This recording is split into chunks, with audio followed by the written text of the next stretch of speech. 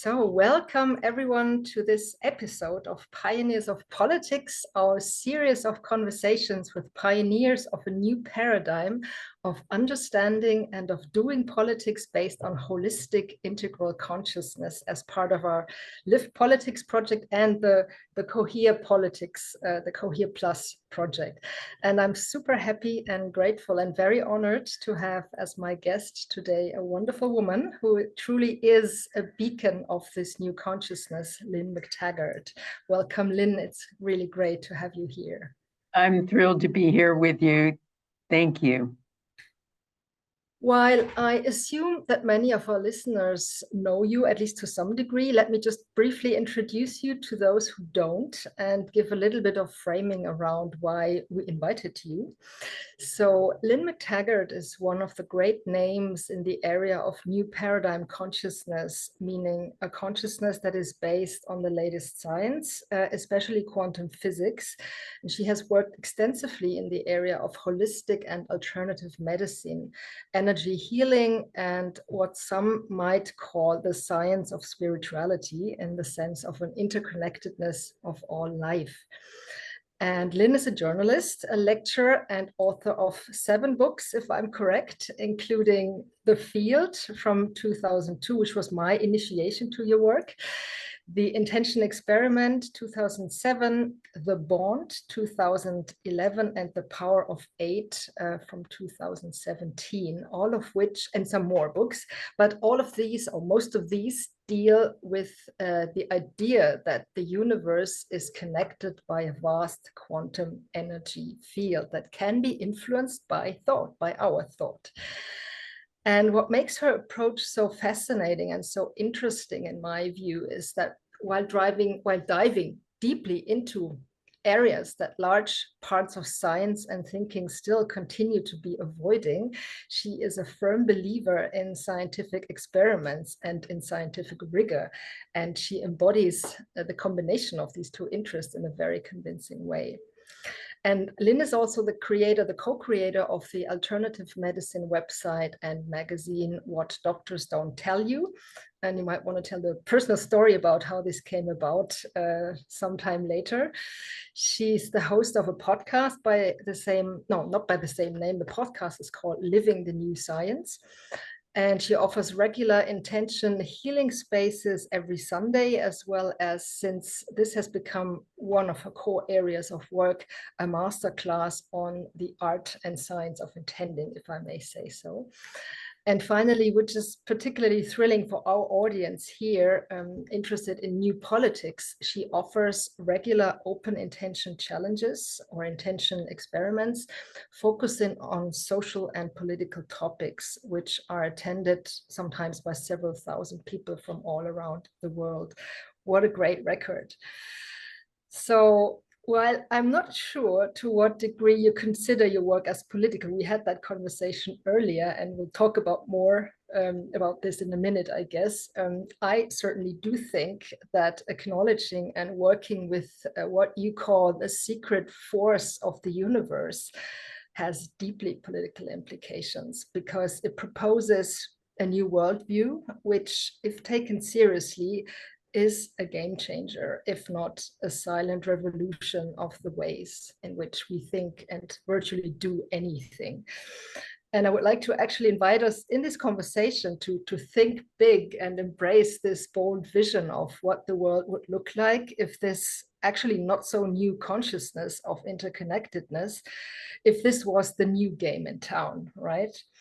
So in this regard, I love that quote of yours, which I think is also a great heading and a good entry point for this conversation. And it goes, don't play small when it comes to healing yourself or healing the world. It's from the Power of 8 book. So of course, there would be a lot more to be said about you, but I hope that's good enough for now. And I'd just like to ask you, does that work for you as an initial introduction, or would you like to add something? That's perfect. That's absolutely perfect. Thank you for knowing all of my information. No, that's wonderful. Great. So to start, would like to simply invite you to check in around what's on your mind right now. How are you doing? What's important in your life these days? What are you busy with in this moment? And maybe also, what are you currently concerned about looking at the world as it is today? Okay, what a great question and series of questions. And pick First of whatever all, you like. okay, well, the things that I'm really concerned about have to do with the breaking down of the old forms. And this is probably a good thing. I really focused on this in my 2011 book called The Bond. That book was really looking at, was Darwin right? Were we meant to be competitively individualistic? I mean, that was the upshot of the whole concept of survival of the fittest. It was something that had come about from Darwin because of concerns about population explosion and the idea at his time that there just wasn't enough to go around. So life must proceed through struggle. And that, plus the Newtonian idea that basically ripped us apart from the center of the universe philosophically and said that we are all well behaved and separate things operating according to fixed laws in time and space. And those two concepts of we are individual things, we are separate from each other, and we have to fight each other to survive. Those two concepts became the underpinning of Western civilization from the mid 1800s, and they've really informed politics. They informed our society. They mirrored the rise of industrial capitalism. They also justified colonialism. I mean, Hitler loved Darwin, the idea that certain races were superior to others. All of those concepts really came from that scientific story. When I started researching, were we meant to be competitively individualistic? Were we meant to set up a society like this? The science came back screaming, no, absolutely not. Because when I started looking deeper, I found actually human beings only thrive when they belong as part of a greater whole. We need to belong more than we need to breathe. The worst thing you can do to anybody is to isolate them. That's why ostracism is used in indigenous cultures as the very worst punishment. That's why, isolation in a prison is one of the very worst punishments. We need to connect and belong. And people who commit suicide tend to do so, according to psychologists, because of what they call excessive individuation. They feel left out, and being left out is more than anybody can bear. So we need to belong, but we also need to give. And another cornerstone that's really important in the human condition, that's really germane to your question, is the whole concept of fairness. Now, fairness doesn't mean sameness. And many politics make and politicians make that mistake. It doesn't mean sameness. We don't need to have the same as everybody else. And we don't mind if other people have more than us as long as it's fair. For instance, during 2008, when the financial crisis happened, here in the UK, loads of people attacked a guy who was known as Fred the Shred for shredding important documents. He was the head of one of the banks. I think it was NatWest. And they vandalized his car, his house, everything, because he had had a record bonus that year when so many people lost their pensions, their homes, and so much more. It was considered unfair. So fairness is really at the heart of things too, and political things. And that's all part of this concept that goes back to the science you talked about with me of what I've been exploring, which is that we are not separate entities operating according to fixed laws in time and space. We are all part of a larger energy field. And we thrive when we acknowledge that and we operate in community.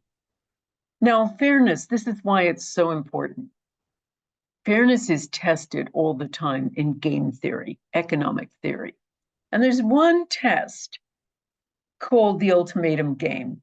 And it goes like this. You and I are both given 10 euros, or one of us is given 10 euros. And I have one shot to decide how I'm going to split it with you. Now, we all think, well, I'm going to keep all 10 euros and give you nothing, or give you one and I'll keep 9. And you'll accept it because 1 euro is better than nothing. However, this game has been played around the world, even with people who don't have money and only have rocks or cigars or something like that, or food. And the most common split is 50-50. Now, to look at another kind of game like that, which would suggest that inherently we want to be fair. The problem with fairness is people expect other people to be fair. And when they're not, the whole fabric of society breaks down. So another version of this game is called the public goods game. In this game, there's a whole bunch of people, and they're all given, let's say, 10 euros, and they're allowed to put money in the pot together. Now, the secret of this is the more everybody puts in, the more everybody gets out of it, because then they redistribute everything that's put in the central pot. So initially, people are really generous, but there's always 1 or 2 people in the group who aren't, who don't put very much money in. So that gets the other people angry. They get pretty pissed off after a while. And so they stop putting in so much in subsequent rounds and stop putting in so much. And all of a sudden, nobody's putting in anything. And that's kind of where we are right now. We're at a public goods game that nobody wants to play. And so those ideas of singularity, of individual, of I'll take what I can get and screw everybody else, or I don't care whether I'm fair as long as I get my piece, or I don't like what they're doing, they're not being fair, they're just freeloaders, so I'm not going to put anything in. And the freeloaders themselves are taking when they're not contributing at all. All of this is happening.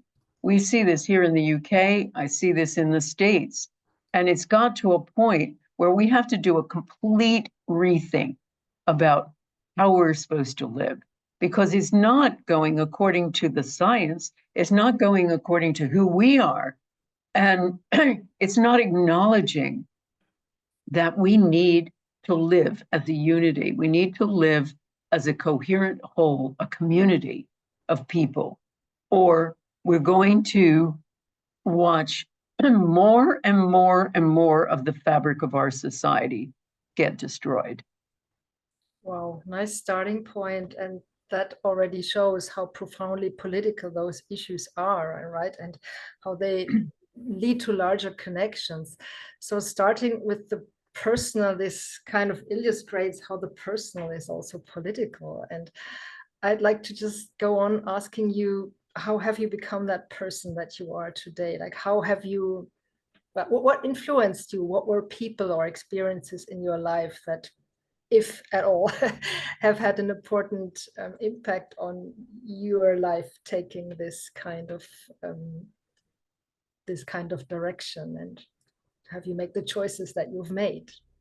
I think I've always wanted to be a change maker, even as a little kid. I was only a little kid in grade school when John F. Kennedy ran for president. And I lived in a very Republican town where everybody was going to vote for Richard Nixon.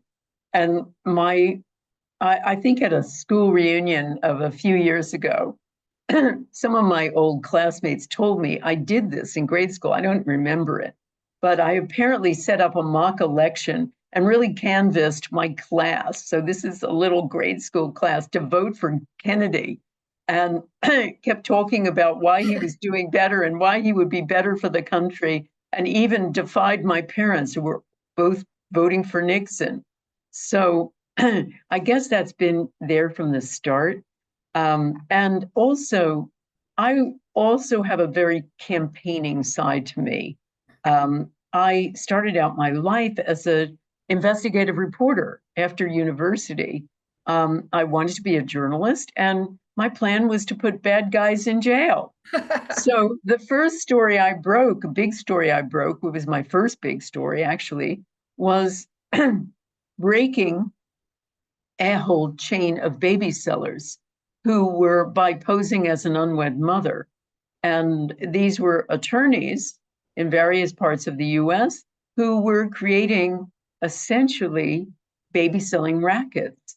One of whom at the time was had a cohort in Germany and was flying over young German girls who were pregnant at a time where abortion was illegal and flying them to the States, putting them up and putting up their babies for, essentially what was a lot of money at that time, about $25,000. So I was finding different iterations of this around the world, and that became my first big story and my first book. So that was my plan. And I carried out writing stories that was really attacking wrongs and trying to right them, whether it was in foster care, with drug trials, all kinds of things. And I wrote for a variety of places, including the New York Times. And then I moved to the UK after doing research for my second book, fell in love with the UK, fell in love, got married to the guy I'm still married to many, many years later. And I started getting interested in health, mainly because I had become unwell. And I went to regular doctors who couldn't figure out what was wrong with me, and then to alternative doctors, and finally to an integrative doctor who was a genius at that time. He was talking about things that have only been talked about 30 years later, about faulty microbiomes, which was my problem, and lots of other things like that. So after he got me better, we worked as a partnership to get me better. I was really, I was really inspired by that and thought lots of people need to know about these new kinds of medicine, nutritional medicine, non-drug approaches, and all of the things that he was discovering. So my husband and I, he's also a journalist, and I set up a newsletter called What Doctors Don't Tell You. Yeah. And it was in the course of looking at medical trials, because it's our magazine now, 34 years later, but from the newsletter to the magazine, we always looked at the science and looked at what works and what doesn't work, mostly what doesn't work in conventional medicine or is potentially harmful, and evidence for what does work in non-drug approaches, safer alternative approaches. So in the course of doing that, I kept coming across good studies of spiritual healing. And I kept thinking to myself, wait a minute, if you can have a thought, which is what a spiritual healer does essentially, and send it to someone else and make them better, that undermines everything we think about how the world works. So that's what led me on the course to looking into this. How come this works? And I figured I would just talk to some cutting edge physicists and biologists doing work in consciousness research, write it up, go home, hand it to my publisher, and that would be it. But that wasn't it.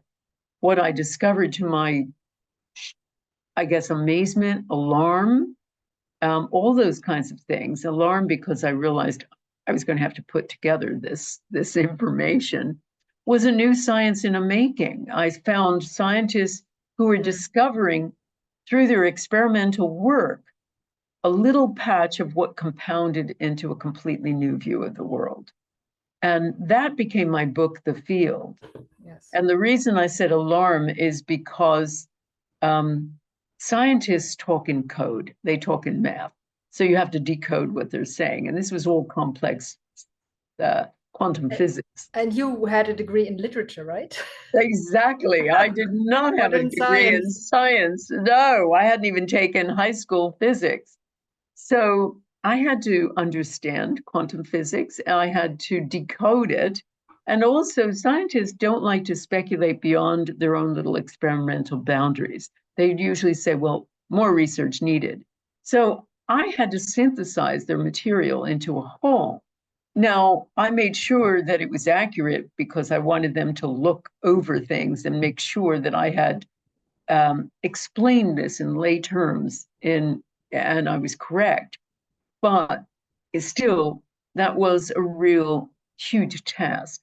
But in doing it, it really changed me because I recognized there needed to be more explanation and more exploration into all of these amazing concepts.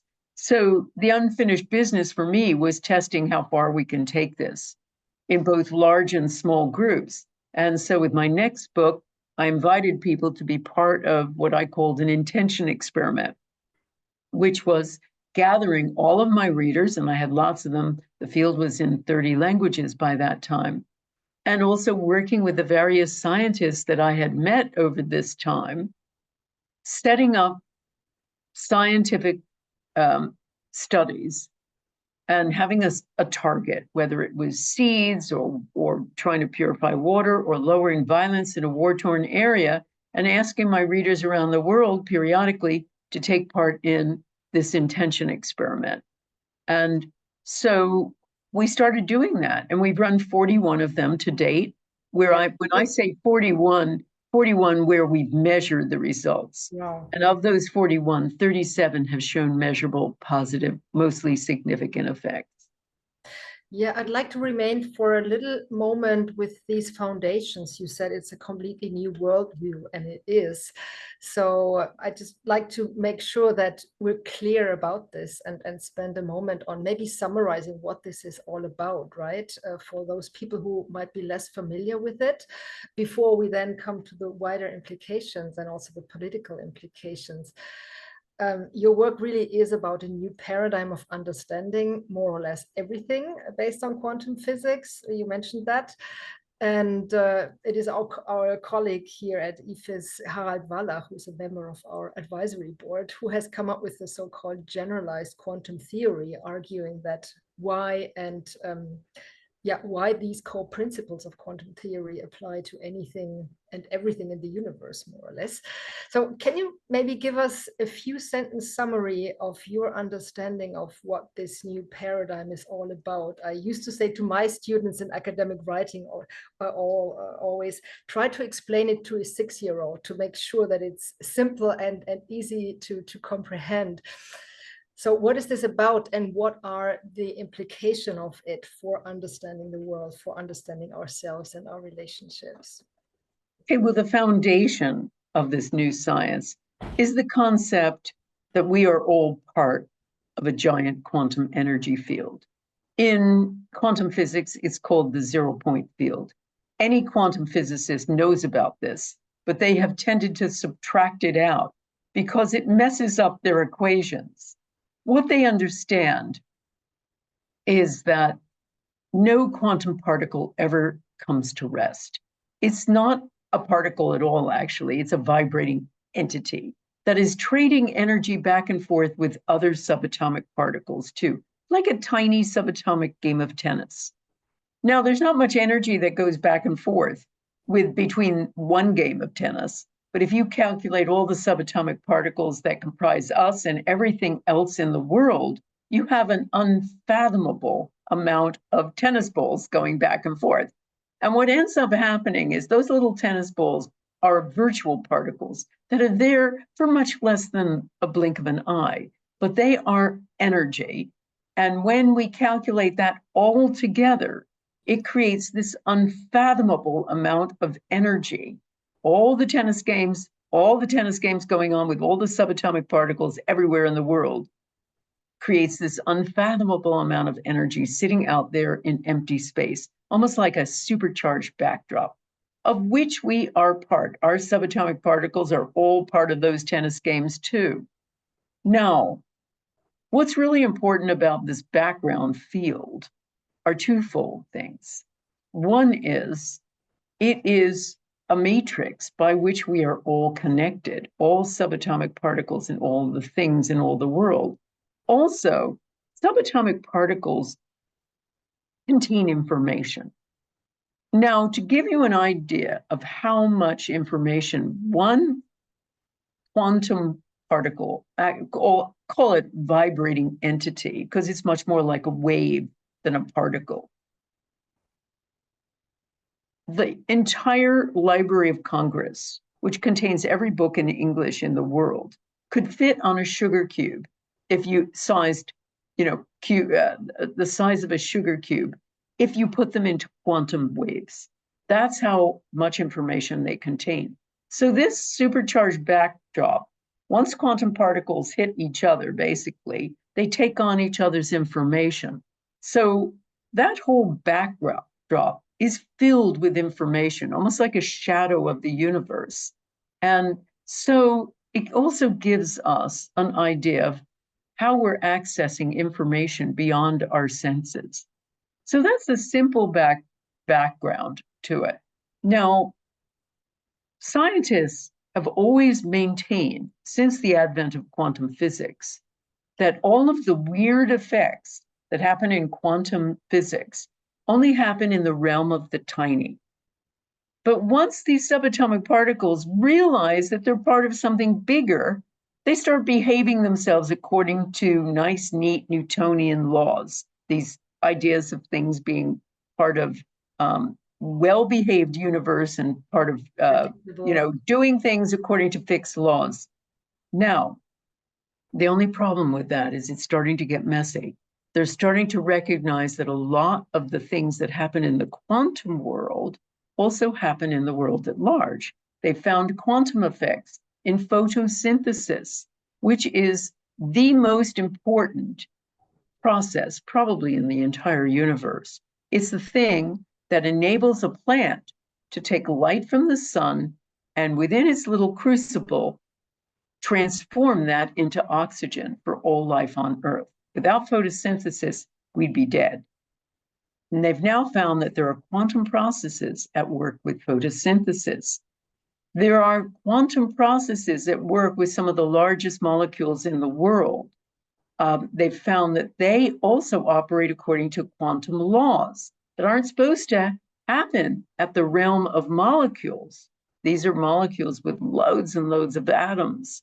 So the quantum world has several things that really distinguish it. Number one is a whole idea called indeterminacy. And what this means is you can never know everything about a quantum particle because it's not actually in anything yet. A quantum particle is like the potential of something. I like to say it's like an audience full of chairs. A quantum particle isn't just one chair in the auditorium, it's every single chair all at the same time, until one thing happens. It is observed or measured by a scientist, at which point they say, they refer to it as collapsing the wave, so it turns into an isolated entity. It turns into one of itself and becomes real. Now, what's really important in that is the involvement of a consciousness. Consciousness and the subatomic particle are the thing that combined in a sense of partnership to make that potential of something real. So that's one strange effect of the quantum world. And this has been tested out in all kinds of tests. And we know this is true. In fact, quantum physics is one of the best sciences there is. It's the math always works. The second part of this that's really interesting is entanglement or non-locality. Yeah. Think of two quantum particles like twins separated at birth. They're in contact once. So you move one to London and the other one to Los Angeles. And even though they never see each other again, they both grow up, let's say they're girls, liking the color blue. They both grow up marrying a man called James. And when the woman in California goes skiing and breaks her leg, so does the one who's in London, even though she's sitting in Starbucks having a latte. So once they're connected, they're always connected, no matter how far you separate them in time and space.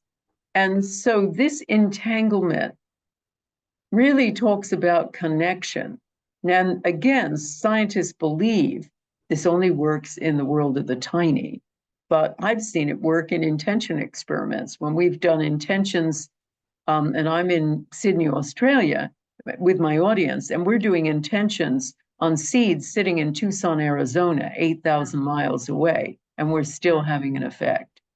So what we're really talking about is life as we know it is very, very different. It is about connection. It's about the involvement of an observer. The observer affects that which he observes. And we can see now, I've taken it a stage further without just observing. I ask my audience all the time, not just to observe, but to intend to move something in a specific direction. And as I say, we've done this 41 times, 37 times. We've proved, working with scientists from the University of Arizona, University of California, Penn State, Princeton, who have done the measurements, and elsewhere, we have found that 37 times we have positive, significant effects where consciousness, collective consciousness as a group, has had an outcome. So all of those ideas change everything, which means we have to start thinking about a different way to live. You're right. Yeah, and that's a really radical kind of change of perspective, right? And I recall another quote from your podcast, and it goes something like this: "The public only gets it when it's too late," something like that. So I wonder, did you encounter some difficulties as you try to, I mean, maybe not for the first time, but in a way that was targeted towards a larger audience, a broader audience, to get this message out? I suppose it has not always been easy. And are there any moments of struggle that you would like to share as you went along developing this whole view? Sure. Oh, yeah. There are people out there in the world whose job, who have made a profession of being skeptical. Now, we have to realize, if skeptics had their way, science would never have advanced. There were flat earthers who said, no, the world is flat. There were people who said there's no such thing as of cosmic entities, because rocks don't fall out of the sky.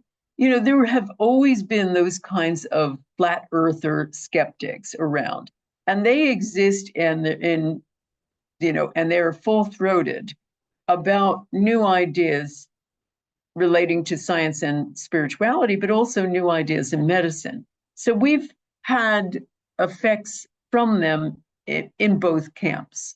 Now, what happened with, for instance, my magazine, What Doctors Don't Tell You, when my husband and I launched it as a magazine on the newsstands, we had a band of skeptics. And these are kind of sad individuals who really ought to be doing something more productive with their lives than just attacking other people. But mostly they're people, it would appear, whose lives haven't gone according to plan. And so they seek to try to be, embolden themselves and create some sort of position for themselves doing this.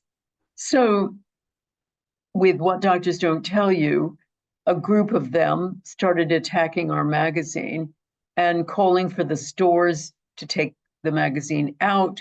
They They claimed that doctors were outraged about it because it's called What Doctors Don't Tell You. And they were writing to the heads of the stores. They were writing to the newspapers. They managed to get a story in the London Times that was essentially a pack of lies. And two of the stores chains pulled us out for a while.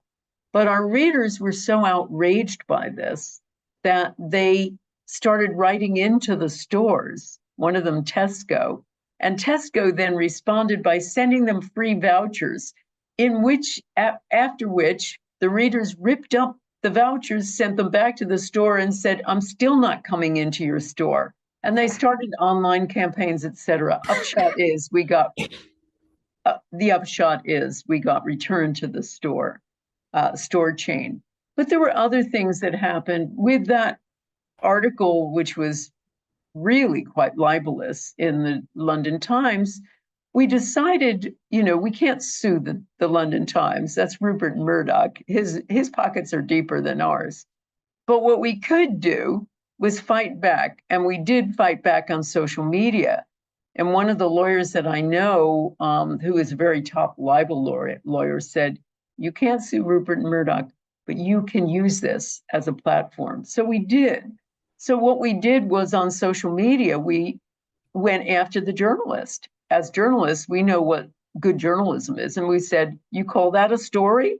You didn't interview us. You didn't do this. You didn't do this. You didn't do that. And we attacked his story on journalistic grounds. And he got all defensive, started coming onto my Facebook pages, and all my people started going, attacking him for the way he had written the story. So, and then we discovered that one of the people who was a skeptic and attacking us was part of an organization that was taking money from Coca-Cola as it was a charity. So getting donations while saying things like sugar isn't bad for you. So, we published that too, and then suddenly they went away. And every so often they show up. I mean, I've had my website hacked into with rape threats for me and our daughters. I've had things like that. And I just keep going and, and reporting on this, because that is probably the safest thing you can do, is tell people this is what's happening to me and keep going, because the people who want to hear this and are open to hearing this are larger and larger and larger in number. Yeah, not kidding. Yeah, wow. So let's maybe move then to your intention experiments, right? That's probably the thing you're most known for right now, and which is the most successful part, visible part also of your work right now. There is over 15 years of research and experimentation behind that, if I'm correct. And there is different ways of going about it, either in smaller groups. I've been part of a masterclass, so there is a certain methodology to it, which one can learn. But then there are also large group experiments where like more or less anybody can join. So can you explain how and why these intention experiments work? What's the power to them, and what are essential elements that need to be in place? Okay, if I could tell you exactly why this all works, I would have the key to human consciousness. The Nobel Prize. I have worked out numerous things about them that make them work. But I guess the simplest way to explain this is our thoughts are things that affect other things, and they get supersized in a group. And it doesn't have to be a group of thousands. And my largest intention experiments have had about 25,000 people. We had 30,000 people participate in recent experiments for Israel and Gaza. They were more informal. We weren't measuring outcomes, but we were just bringing people together to intend for a ceasefire. What we do is measure it in different ways. So, and I've used different scientists, so I can't be accused of bias. But some of the early experiments focused on things like seeds and leaves. And we did very well-controlled experiments using 4 sets of seeds in this one set of experiments of 30 seeds each. The scientists would photograph all 4 sets, label them A, B, C, D, send the photos to me, and then if I was speaking somewhere, I would run an experiment. And the first one we did was in Sydney, Australia. Then we had an audience of about 700. I had them choose one of the 4 sets of seeds. We didn't tell the scientists which ones. We did intention for the seeds. I told the scientists then we're done, still didn't tell them which seeds we worked on after the audience had focused on these seeds for 10 minutes following my instructions. That was the cue for the scientists back in University of Arizona to plant the seeds and measure them then five days later. Plant all 4 sets of seeds. As soon as they were done measuring, I unblinded the study and told them it was seeds A, or whichever ones it was. Those seeds, the ones that we did the intention for in Sydney, Australia, and 5 other sets of seeds, 5 other experiments using the same protocol in different locations with different size audiences. New York, we had 120 people at a retreat. South Carolina, we had about 800 healing touch practitioners. We did it in Austin, Texas, with a retreat of, I guess it was over 100. California, we had an audience in Palm Springs. And over the internet, we had thousands of people doing it. Those 5 other times, and the one in Sydney, Australia, every single one, the seeds sent intention grew significantly higher than controls. So that was a beautiful experiment because it was so well controlled. We've done experiments trying to lower violence. One of the best and cleanest experiment was on St. Louis, Missouri, the officially most violent place in America. And we took the neighborhood that was the most violent neighborhood in all of America, called Fairground. And we had very good police data of monthly violent crime, property crime for Fairground and St. Louis as a whole, and all of the surrounding areas too. And working with a top statistician, a university of professor of statistics at the University of California, Dr. Jessica Utz, she did an analysis of 3 years before our experiment and then 6 months afterward, and found violence had been carrying on in violent crime in an upward trajectory for all of St. Louis. But after our experiment, carried on being violent everywhere in all the neighborhoods around Fairground. But Fairground, the violent crime went down by 43%. So that was also a really perfect experiment because it really demonstrated the power of intention. So, and we've had many, many more. Purifying water, as I say, working in war-torn areas, and so much more. I think the key here is what happens in a group.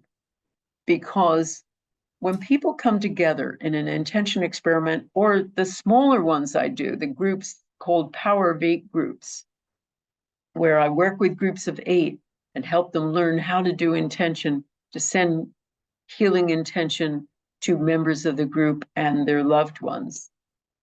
What I've found doing brainwave studies with a team of neuroscientists on Power of 8 members, and these are people who were total neophytes, things happen in the brain that are very different from ordinary waking consciousness and also very different from meditation. We expected the outcome, the brainwave signatures, after putting an EEG cap on one member of each group. We expected them to look just like meditation. They looked nothing like meditation. They looked like almost identical to brainwave signatures done by the University of Pennsylvania on Buddhist monks during ecstatic prayer and Sufi masters during chanting. So what these were brainwave signatures where parts of the brain making us feel separate, like the parietal lobes that sit right here, temporal lobes right here, And also the right frontal lobes, which are involved in worry, doubt, negativity, were all dialed way down. So what this suggests are people who are in a state of ecstatic oneness. In other words, they're feeling the field, something we don't get to do in our ordinary waking consciousness. And I think that is an area where essentially miracles happen, where we can affect, where we really essentially feel the field. We're always there in the field, but where we really feel the field and where we can have an effect.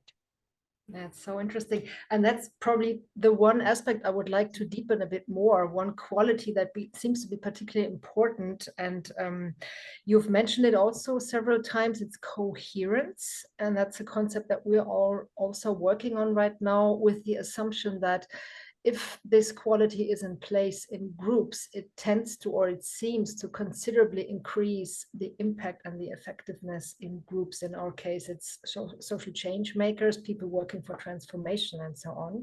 So I wonder, what are your insights about this phenomenon of coherence, and what's the role of it in the process of Well, I want to just clarify something with that word, because it is bandied about a lot.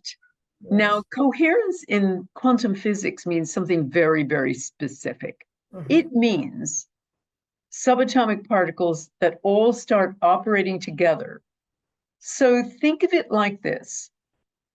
With an ordinary light bulb, you have photons, which are particles of light. And sometimes they're waving the same way like this, and sometimes they're waving in opposite ways like this. When they wave together, it's called constructive interference. They're all waving together and the signal gets larger. When they're doing that, it's called destructive coherence. And what that means is they are canceling each other out. When they all start waving all in one way, like a laser, the light gets phenomenally brighter. So it's like thousands of times brighter than hundreds of thousands of times, millions of thousands of times brighter than a light bulb. That's what happens. So coherence has a very, very specific idea in quantum physics, but it's been borrowed to mean a group working together and being able to be together. I like to use other kinds of terminology only because of that, but the whole idea of group working together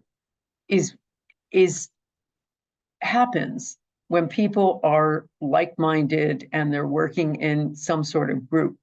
We have a different situation that's happening with power of 8 groups. What we're happening is not people working together.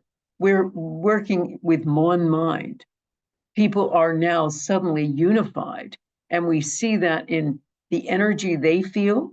We see that in the descriptions they have afterward. We see that when they're visualizing an outcome, many of them in the group have an identical visualization. Yes. We're seeing connections like that are different from ordinary waking consciousness. So it's more like oneness is what's going on. And oneness is not even separate entities. It's everybody is one thing. And when that happens, that seems to be the place where miracles take place. So you prefer the term oneness to coherence. Yeah. And what's the way to bring this about, if that is all possible? And it is possible, as your experiments show, right? There is a certain method to it, so there's a certain procedure to it, to bring people in sync in that way. Could you describe that? Sure. Well, I can't describe all of it because as you know, it takes many sessions to teach people how to do intention. But what I can describe is getting people together in a small group is the basic way to start. In 2008, I started shrinking down the intention experiment into groups of 8 or so, just to test what would happen if I did that in a workshop setting. Would they be able to heal each other? And the upshot is yes. I mean, I've had worked with tens of thousands of people, and we've had all sorts of healings. To people getting up out of wheelchairs who were paralyzed, people who could barely walk, throwing away their crutches, and walkers. A woman who was going blind, reversing that, and doctors couldn't do anything, and she's now got 20/20 vision. Somebody else who had a genetic liver disease and was on a list to get a liver transplant did one Power of Eight group, and she is back to normal. So we have seen, and she has letters from 2 consultants saying that, 2 doctors. So I've seen thousands of healings like that, not only for their health, but also other areas of their lives. So I think one of the simplest ways is to start a Power of Eight group. And this can be also used not just to heal members of the group, but to heal your community. I have long talked about people using Power of Eight groups to intend for changes in their community, to work together. And the Power of Eight unit is a really great way to do that, because, first of all, it's a unified group, and they're focusing on a neighborhood. Let's say you want to lower crime in your neighborhood. Let's say you want to unify the people so that they're much more in sync and they're not fighting and squabbling with each other. There's so many different things you could do. Or you want to improve the grade point average, or lower the hospital admissions. There are all kinds of things you can do that as well for your community in a Power of Eight group. Wonderful. Yeah. And you're mentioning here one very interesting and very politically relevant application of your intention work that I would like to turn towards just before we close. And that's your peace experiments. And some of them were about different aspects, but they're more or less about peace of some kind. And you mentioned there has been a lot of them. And we won't go through the whole list, but maybe just look at one of the most recent ones, or one of the most recent challenges. You've been working also on the US and the topic of the challenge of polarization there. And it's a very timely topic, unfortunately, again. So could you briefly speak about this, or about these experiments, also in terms of what you found most interesting about them, including the evidence you might have gathered on the impact, both statistical and from feedback of participants? Okay. Well, back in 2011, for the 10th anniversary of 9/11, every year in America and often around the world, there are pictures of those buildings coming down again. And I thought at the 10th anniversary, it was time to have a different narrative. It was time to bring people together. So I ran an intention experiment, and I invited Americans and other Westerners, but also Arabs. I speak around the world, and one of the people who had hosted me is like the Deepak Chopra of the Middle East, a Dr. Salah al-Rashid. And so he has a big following in all the Gulf states in the Middle East. So I asked him to invite his audience to come on board as well. And I noticed we focused an intention to lower violence in the 2 southern provinces of Afghanistan, which had been the cauldron of the war there, the ongoing war at the time, and the stronghold of the Taliban. So we did the intention, and afterward, NATO statistics demonstrated that the focus of our intention had a lowering of violence by 280%. It was the lowest part that they'd ever seen during the whole war, and better than the rest of the country. It was, the greatest lowering, and it had been one of the most violent. Now, that was interesting, but to me, the most interesting thing was what was happening on my instant messaging and also Facebook pages. The Americans and the Arabs were writing back to each other. They were saying things like, "We love you. You are brothers from the other side. We hope you finally forgive us," and all this kind of stuff, back and forth, back and forth. And so Some years later, I had an opportunity to run an intention experiment for Jerusalem. And in this situation, because of Dr. Salah al-Rashid, I decided to invite Arabs from different locations. And we had special equipment so we could put cameras in 8 different conference rooms in 8 different Arab cities. The ninth camera was put in an auditorium of Israeli Jews. So I had Arabs and Jews together. And I had to broker the whole thing because the Arabs and the Jews weren't talking to each other. You know, they are hated enemies. Even the people that were running both sides were not talking to each other. So I did. And afterward, there was weeping. There was, there were conversations back and forth because I could call on all the different places and they could talk to me, but also talk to each other, a little bit like a Eurovision song contest. And there was great crying. There was great, we love you, brothers and sisters. Your God is my God, and all of that all over again. And so I started recognizing that one way to overcome polarization is really key here, these intention experiments, because I spoke afterward with a scientist, a psychologist called Dr. Dacher Keltner, who teaches at the University of California at Berkeley. And he had run an experiment with using student volunteers, showing and creating 2 groups of them. One group got photos of the world's victims. And the second group had pictures designed to elicit pride. So they were pictures of the Berkeley campus. There were pictures of Berkeley football team beating their nearest rival, Stanford University, and things like that. So afterward, then Dr. Keltner then showed the 2 groups different pictures. The first group began to identify with people who were not like them. If they were Republicans, also Democrats, maybe the homeless, maybe prisoners, people like that. But they had a wider heart. The heart had leaped across the fence. The other group only identified with the people that they would have become. They were destined to become doctors, lawyers, financiers, other students. So their vision was still about the people who are just like me. The other people, their hearts had opened to embrace all kinds of humankind.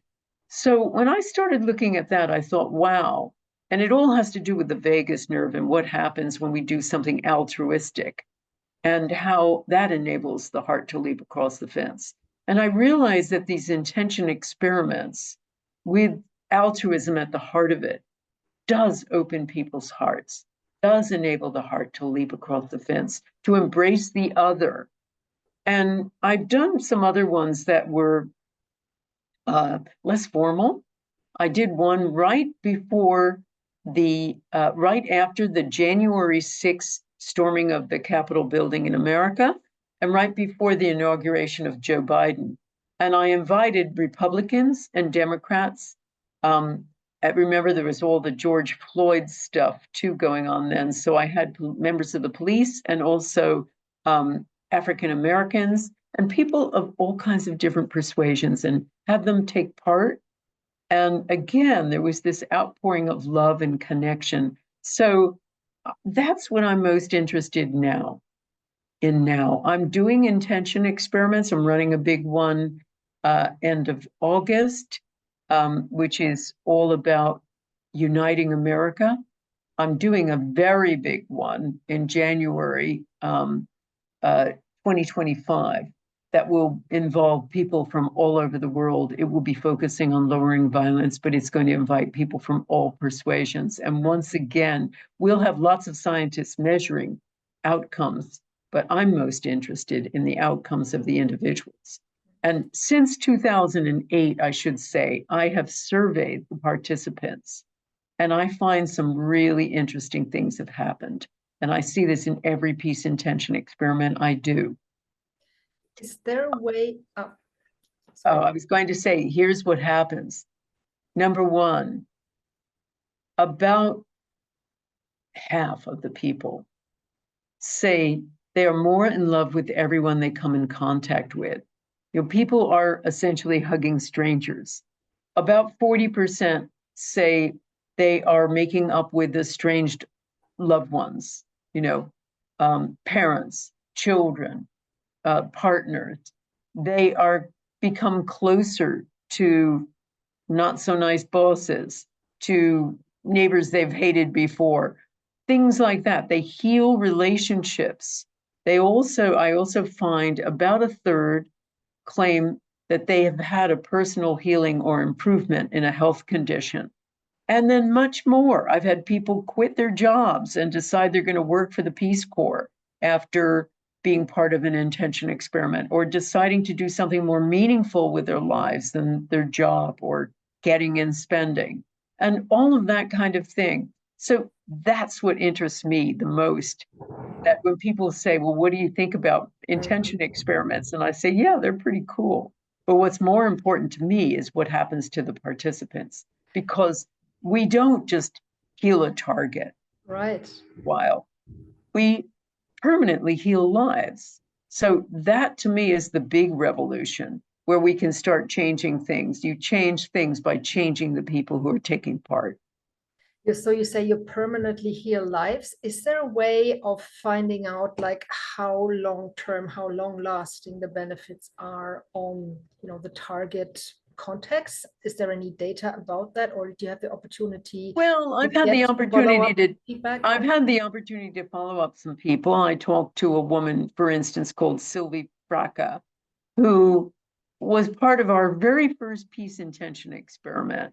And she told me, and that was lasted over 8 days, 10 minutes a day over 8 days. And she told me, at the time she took part, she was a translator who lived in France, but she was she was Italian. She lived in France, and she was working night and day and just exhausting herself. Something about working in that peace intention experiment changed her, so that she said, I will never do this again. I will make sure that I have a much more reasonable schedule and not allow myself to be, abused by people, essentially. But the more interesting thing happened to her partner. Her partner was a total skeptic. He was a total atheist, total skeptic. And one day she couldn't do the peace experiment. As I said, I ran it for 10 minutes a day over 8 days. So she asked him to do it. And this was an intention to lower violence in Sri Lanka, which was going through a civil war. The partner does it. And again, he doesn't believe in any of this stuff. She's a Reiki practitioner. He would never let her practice on him. He does this, and he is so absorbed during these 10 minutes looking at, they had to come onto my website. I had pictures of peace between the two different kinds of people in Sri Lanka who were fighting each other. He comes on and something sucks him in, and he's trying to figure out what on earth happened to him. And he changed permanently. He was much more interested in finding out more about this. It opened up his heart. It opened up his heart to spirituality. Now, can I test that whether people change permanently? Can I really make that claim? Well, I'd have to follow people for about 25 years and follow many thousands of them. And it's not something I have the facility to do. But from just an empirical point of view of what people tell me, it looks like there are big changes that do happen to people. And just hearing what people have said, now maybe it doesn't last forever, but even if it lasts for 6 months or a year or something, that could change the whole fabric of everything. Great.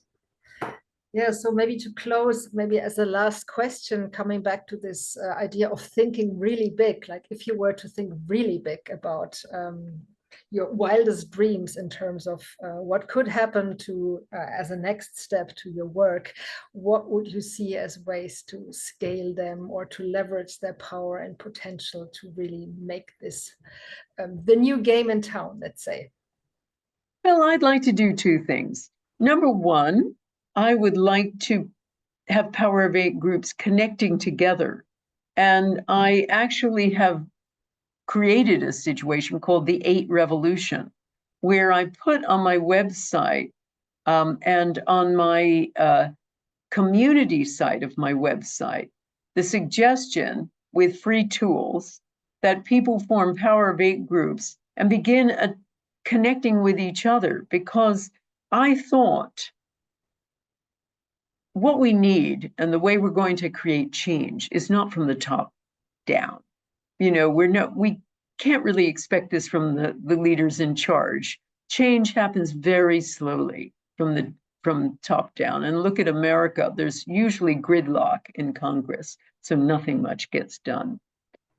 But bottom up is the way every revolution has occurred. I mean, Gandhi changed the whole fabric of India and liberated it from the British rule by giving each community a spinning wheel and saying, if you start creating your own business, you won't be reliant on British textile and the British textile industry. Martin Luther King started with a little ragtag of people and created a whole movement for civil rights. And that's the way it always starts. So if there are little Power of Eight groups starting to do things differently, starting to create groups where you work together for common goals, superordinate goals they're called, which is things that can't be achieved without the collective efforts of everyone involved. When that happens with a small group, people get closer, people get connected. That's been demonstrated in all kinds of ways with psychologists for many, many years and social psychologists.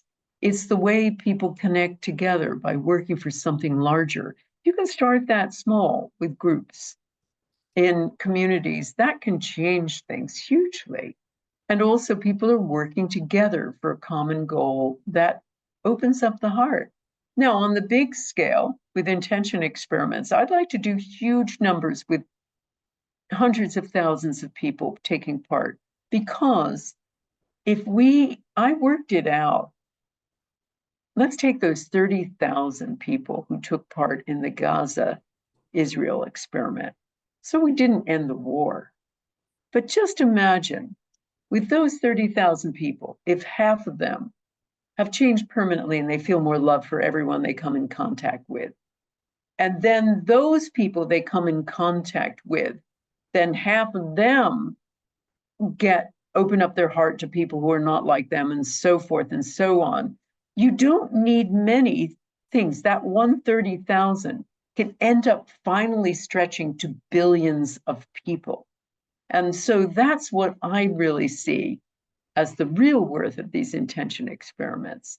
Maybe we can lower violence someplace for a while, but maybe we can change the hearts of people and change them permanently, and reach out to many more people. And that's my ultimate goal. Wonderful. Small is beautiful. Thanks for this beautiful down-to-earth vision.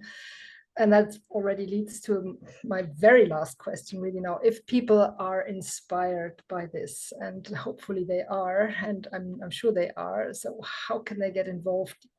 Where exactly could they turn to start practicing intention, to get in touch and learn more about your work? All they have to do, thank you for that, is join my website, lynnmctaggart.com. They'll receive some free tools to get them started for doing intention for themselves and also setting up Power of Eight groups. There are many free tools. Intention experiments are always free. You can join my intention experiments. Once you're part of my website, you'll get notifications of upcoming things like that, upcoming intention challenges, free tools for the 8 Revolution. And you'll hear about all of my courses, my retreats, and anything if you want to dive in a little bit further. Thanks a lot for sharing. This has been a truly inspiring conversation. Thank you so much for your time. And I'm sure there's tons of food for thought here for everyone watching this. So a huge thank you again, Lynn. And I wish you and us all the very best for your next steps and your next projects, skyrocketing impact. And I can't wait to hear more about them and maybe be part of some of the experiments and to see this ultimately go mainstream in some way. Thank you. It's been great being here with you. And to our audience, I would like to say I'm looking forward to get in touch with every one of you also for feedback and comments and to talk more about this very exciting potential of new paradigm politics, for instance, in one of our online salons, in our colloquia, in our workshops or live events. To close on another famous quote that you probably all know by Margaret Mead, we must never doubt that a small group of committed people can change the world. Thank you all.